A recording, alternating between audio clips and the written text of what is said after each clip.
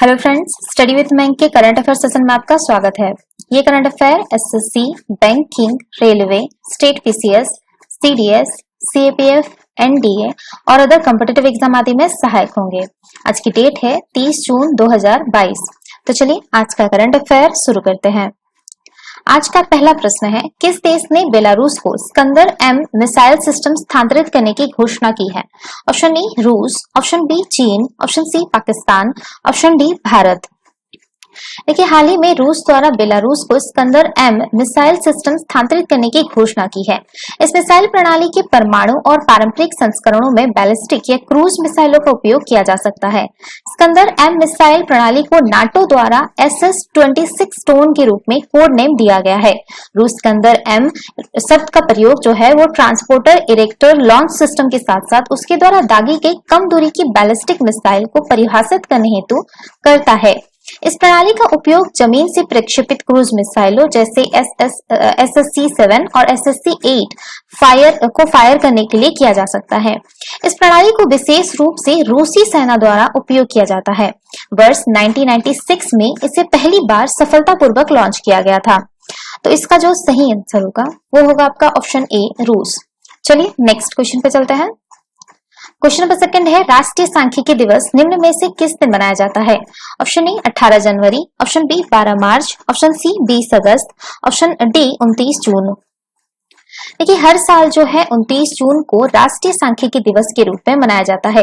29 जून को प्रोफेसर प्रशांत चंद्र महालनोबिस द्वारा राष्ट्रीय सांख्यिकी प्रणाली स्थापित करने के लिए किए गए योगदान को सम्मानित करने के लिए ये दिन चुना गया है। राष्ट्रीय सांख्यिकी दिवस वर्ष 2007 में पहली बार मनाया गया था।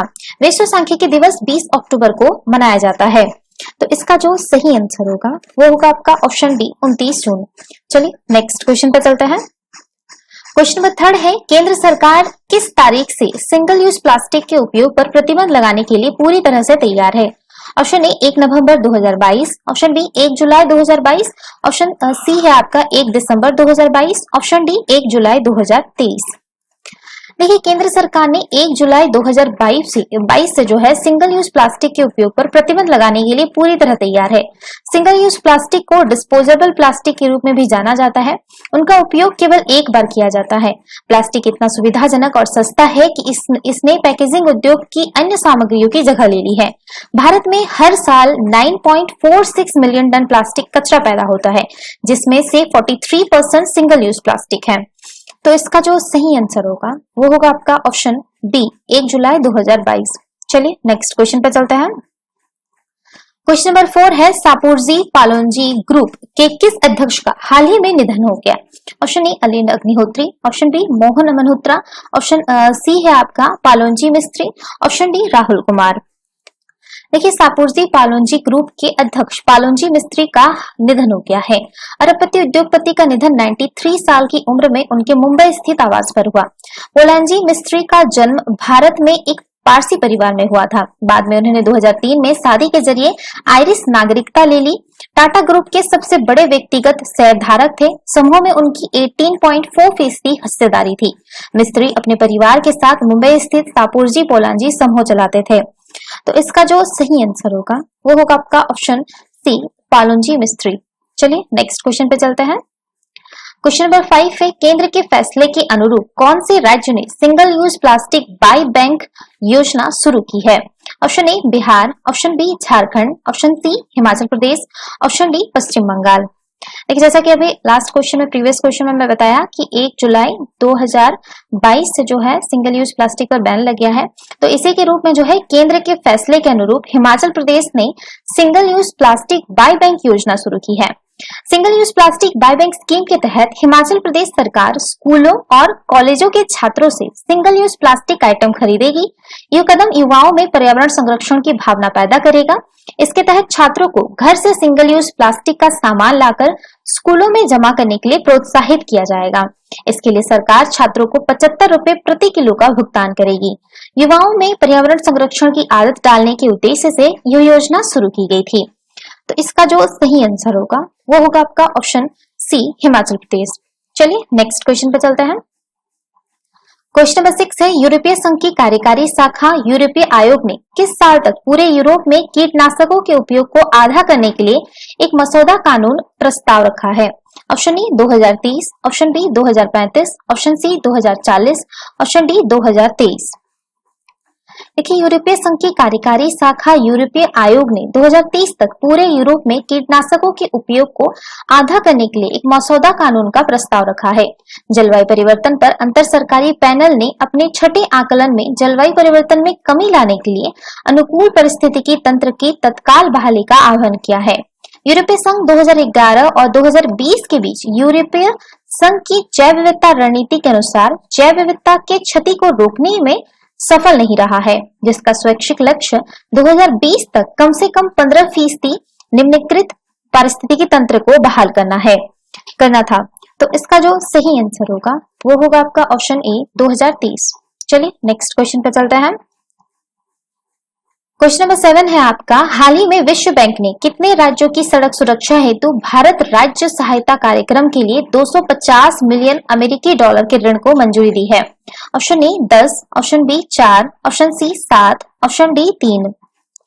देखिए हाल ही में विश्व बैंक ने 7 राज्यों की सड़क सुरक्षा हेतु भारत राज्य सहायता कार्यक्रम के लिए 250 मिलियन अमेरिकी डॉलर के ऋण को मंजूरी दी है, जिसके तहत दुर्घटना के बाद की घटनाओं को बेहतर ढंग से प्रबंधित करने के लिए एक सिंगल एक्सीडेंट रिपोर्ट नंबर स्थापित किया जाएगा। विश्व बैंक समूह विकासशील देशों में गरीबी को कम करने और साझा समृद्धि का निर्माण करने वाली स्थायी समाधानों के लिए काम कर रहे 5 संस्थानों की एक अनूठी वैश्विक साझेदारी है।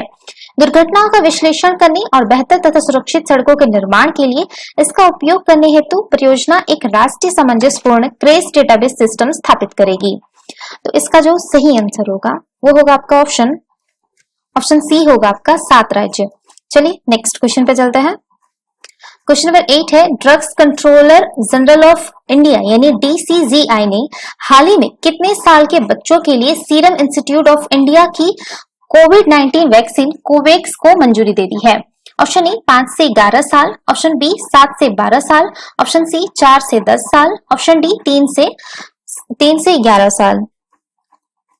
देखिए drug controller general of India यानी DCGI ने हाल ही में 7 से 12 साल के बच्चों के लिए सीरम इंस्टीट्यूट ऑफ इंडिया की कोविड-19 वैक्सीन कोवैक्स को मंजूरी दे दी है। इससे पहले सरकार ने 7+ साल के बच्चों के लिए कोवैक्स के आपात इस्तेमाल की मंजूरी दी थी। गौरतलब है कि DCGI ने मार्च में 12 से 17 वर्ष के बच्चों के लिए इसकी मंजूरी दी थी और अभी जो है 7 से 12 साल के बच्चों के लिए भी इसकी मंजूरी दे दी गई है। तो इसका जो सही आंसर होगा वो होगा आपका ऑप्शन बी 7 से 12 साल। चलिए नेक्स्ट क्वेश्चन पे चलते हैं। क्वेश्चन नंबर 9 है, हाल ही में कौन से मंत्रालय ने डाक विभाग का ई-लर्निंग पोर्टल डाक कर्मयोगी लॉन्च किया है? ऑप्शन ए संचार मंत्रालय, ऑप्शन बी सड़क परिवहन एवं राजमार्ग मंत्रालय, ऑप्शन सी वाणिज्य एवं उद्योग मंत्रालय, ऑप्शन डी पर्यावरण वन एवं जलवायु परिवर्तन मंत्रालय। देखिए हाल ही में संचार मंत्रालय ने डाक विभाग का ई-लर्निंग पोर्टल डाक कर्मयोगी लॉन्च किया है। डाक विभाग के कर्मचारियों की अच्छे प्रदर्शन को मान्यता देने के लिए 8 अलग अलग श्रेणियों में मेघदूत पुरस्कार भी प्रदान किए गए। मेघदूत पुरस्कार के बारे में बात करें तो इसे जो है 1984 में शुरू किया गया था। यह समग्र प्रदर्शन और उत्कृष्टता के लिए राष्ट्रीय स्तर पर डाक विभाग का सर्वोच्च पुरस्कार है। बात करते हैं इस पोर्टल के बारे में, तो इस पोर्टल को मिशन कर्मयोगी के तहत इन हाउस विकसित किया गया है, जैसे न्यूनतम सरकार और अधिकतम शासन के साथ नौकरशाही में दक्षता लाने की दृष्टि से प्रधानमंत्री द्वारा परिकल्पित किया गया था। यह पोर्टल प्रशिक्षुओं की समान मानकीकृत प्रशिक्षण सामग्री एवं ऑनलाइन या मिश्रित परिसर मोड तक पहुंच स्थापित करने में सक्षम करेगा, ताकि वे ग्राहकों की संतुष्टि के लिए कई G2C यानी सरकार से नागरिक सेवाओं को प्रभावी ढंग से वितरित कर सके। ठीक है, तो इसका जो आपके ये G2C यानी गवर्नमेंट टू सिटीजन, ठीक है, तो इसका जो सही आंसर होगा वो होगा आपका ऑप्शन ए संचार मंत्रालय। चलिए नेक्स्ट क्वेश्चन पर चलते हैं। क्वेश्चन नंबर 10 है, आर्द्रभूमि परिवर्तन एटलस किसके द्वारा प्रकाशित किया जाता है? ऑप्शन ए प्रकृति संरक्षण केंद्र, ऑप्शन बी प्रकृति के संरक्षण के लिए अंतर्राष्ट्रीय संघ, option C wetlands international, option D है आपका अंतरिक्ष अनुप्रयोग केंद्र। देखिए, हाल ही में राष्ट्रीय आर्द्रभूमि दशकीय परिवर्तन एटलस जारी किया गया है। इस एटलस का शीर्षक जो है वो राष्ट्रीय आर्द्रभूमि सूची और आकलन 2008 से 2007 तथा 2017 से 2018 रखा गया है। इसे इसरो के अंतरिक्ष अनुप्रयोग केंद्र यानी स्पेस एप्लीकेशन सेंटर सेक ने तैयार किया है। इसमें पिछले एक दशक से देश भर की आर्द्रभूमियों में हुए परिवर्तनों को दर्शाया गया है। मूल एटलस को SAC ने वर्ष 2011 में जारी किया था। पिछले कुछ वर्षों के दौरान सभी राज्य सरकारों ने अपनी योजना प्रक्रियाओं में इसका व्यापक रूप से उपयोग किया है।